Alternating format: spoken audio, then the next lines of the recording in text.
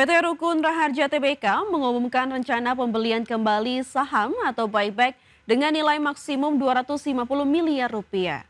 Langkah ini diambil sebagai upaya perseroan untuk mendukung stabilitas harga saham di tengah koreksi dalam yang melanda indeks harga saham gabungan.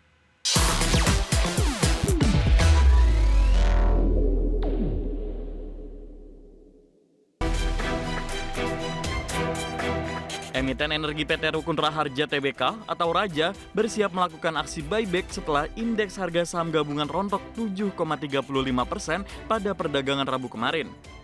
Di saat IHSG jatuh ke level 8.320, harga saham Raja turut tertekan hingga anjlok 15% ke level Rp4.590 per lembar. Perseroan membatasi jumlah saham yang dibeli kembali tidak melebihi 20% dari modal ditempatkan. Dalam pelaksanaannya, manajemen Raja menegaskan akan menggunakan dana yang berasal dari saldo kas internal perseroan. Penggunaan dana sendiri ini dipastikan tidak akan menimbulkan tambahan liabilitas maupun biaya pembiayaan. Manajemen meyakini penyisian dana buyback ini berasal dari dana lebih yang tidak akan mengganggu kelancaran operasional perseroan di masa depan. Aksi pembelian kembali saham ini akan dilakukan pada harga yang dianggap wajar dengan memperhatikan ketentuan pasar yang berlaku. Adapun periode buyback dijadwalkan berlangsung selama 3 bulan, mulai 29 Januari hingga 28 April 2026.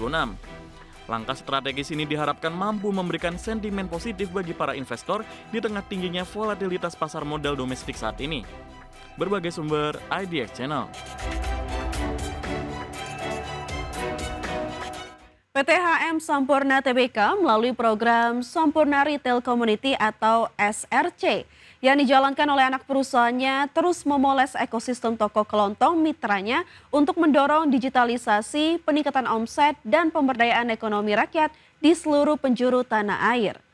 Toko kelontong SRC saat ini terus memperluas bisnisnya dengan menjual produk digital dan layanan pembayaran. PT HM Sampurna Tbk melalui anak usahanya PT SRC Indonesia 9 terus memacu peningkatan toko kelontong para mitranya dalam program Sampurna Retail Community.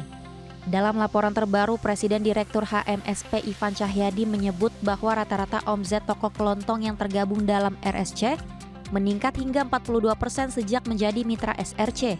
Selain itu, sekitar 92% toko telah terdigitalisasi, menunjukkan dampak nyata program ini dalam mentransformasi usaha tradisional menjadi lebih adaptif terhadap era digital. Sejak digulirkan pada tahun 2008, jaringan Sampurna Retail Community telah berkembang pesat dengan lebih dari 250.000 toko kelontong yang tergabung di seluruh Indonesia. SRC juga bekerja sama dengan ribuan grosir dan paguyuban toko lokal, memperkuat keterhubungan dan volume perdagangan di tingkat komunitas. Program SRC tak hanya soal bisnis rutinitas toko kelontong, program ini juga terintegrasi dengan upaya kolaborasi multisektor termasuk pelatihan digital, akses ke layanan finansial, dan transformasi digital keuangan. Sehingga pengusaha UMKM lebih siap bersaing di pasar modern sesuai dengan intervensi strategis pemerintah dan pelaku industri retail. Keberadaan ekosistem SRC juga dipandang memberi dampak ekonomi luas di tingkat lokal, termasuk membuka akses pasar yang lebih besar bagi produk lokal, meningkatkan daya saing usaha mikro, serta menciptakan lapangan kerja di komunitas sekitar toko kelontong. Program ini menegaskan peran HMSP bukan hanya sebagai produsen tembakau, tetapi juga sebagai fasilitator pemberdayaan ekonomi rakyat di tingkat akar rumput. Secara keseluruhan, program Sampurna Retail Community yang terus dimoles dan diperkuat oleh PT HM Sampurna Tbk telah tumbuh menjadi ekosistem retail tradisional yang mampu mengangkat omzet, memperluas jaringan digital, dan memberdayakan UMKM lokal. Langkah ini memperlihatkan bagaimana kolaborasi antara korporasi besar dan bisnis mikro dapat menciptakan dampak sosial ekonomi nyata di masyarakat luas. Berbagai sumber IDX Channel. PT Trimitra Transpersada Tbk atau perusahaan yang dikenal lewat merek Bilog terus memperluas ekosistem layanan cold chain atau rantai dingin, di mana perseroan mengambil langkah dengan menambah fasilitas pergudangan berpendingin sebagai bagian dari strategi ekspansi bisnis logistik secara nasional. PT Trimitra Transpersada Tbk terus memperluas ekosistem layanan cold chain atau rantai dingin. hingga akhir tahun 2025 Bilog telah mengoperasikan sekitar 15 fasilitas cold storage sebagai bagian dari jaringan rantai dingin untuk mendukung kebutuhan penyimpanan berpendingin di berbagai wilayah, termasuk fasilitas terbaru di Bandung yang telah resmi beroperasi sejak Oktober lalu. Perluasan ini menjadi dasar penting untuk layanan suhu terkontrol yang semakin dibutuhkan pasar.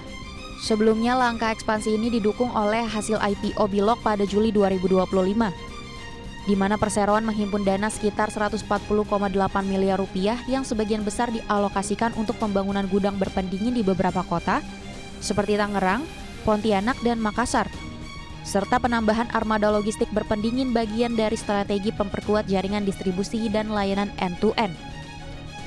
Ekspansi fasilitas cold storage Bilog menunjukkan fokus strategis perusahaan menjawab permintaan pasar akan logistik berpendingin yang terus meningkat, terutama dari sektor makanan, farmasi, hingga baterai yang menuntut kontrol suhu ketat sepanjang rantai pasok. Dengan memperkuat cold storage dan integrasi armada, layanan Bilog semakin siap memberikan solusi logistik komprehensif di seluruh Indonesia. Sebagai perusahaan logistik terintegrasi yang kini bertransformasi bergerak dari layanan 2PL menjadi 3PL dengan dukungan infrastruktur pergudangan dan teknologi, Bilog memperkuat posisinya untuk menjawab kebutuhan pelanggan besar. Optimisme ekspansi cold chain ini sekaligus memperluas kapasitas layanan, memperkuat jaringan nasional, serta mendukung pertumbuhan pendapatan perusahaan dalam jangka menengah ke depan. Berbagai sumber IDX Channel.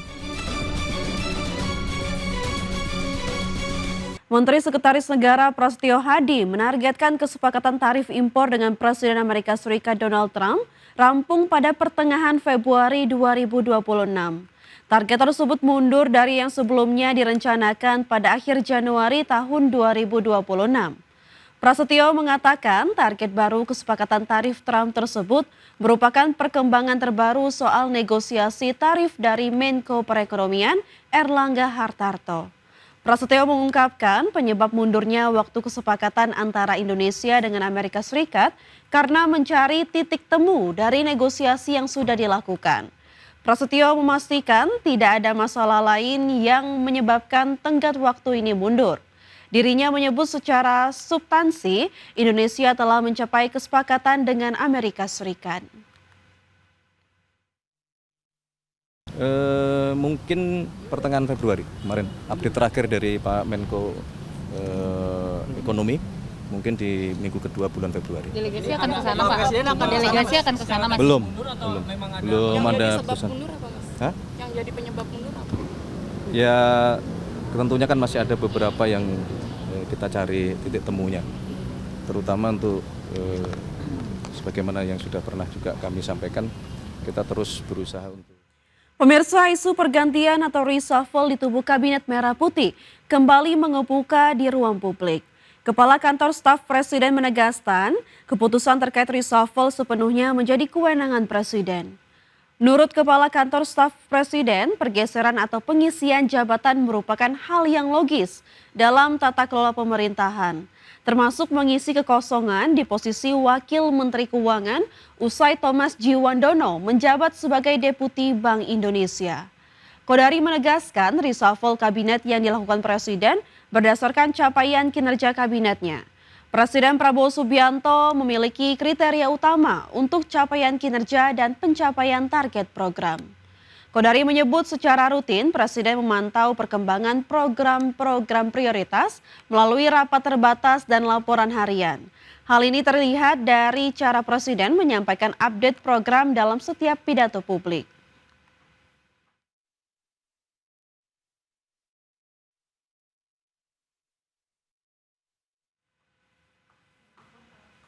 Menteri Keuangan Purbaya Yudhisadewa merombak 22 pejabat eselon di lingkungan Direktorat Jenderal Bea dan Cukai. Purbaya pun mengancam akan melakukan rotasi ulang jika masih ada pejabat yang bermain dengan kewenangannya. Menteri Keuangan merombak jajaran pejabat di lingkungan Direktorat Jenderal Bea dan Cukai. Langkah ini diambil sebagai bagian dari pembenahan institusi sekaligus upaya mengoptimalkan penerimaan negara seiring tantangan defisit fiskal 2026 yang mendekati ambang batas 3% dari produk domestik bruto. Perombakan tersebut mencakup 22 posisi strategis di Bea Cukai, mulai dari Sekretaris Direktorat Jenderal, jajaran Direktur di kantor pusat, hingga kepala kantor wilayah di berbagai daerah.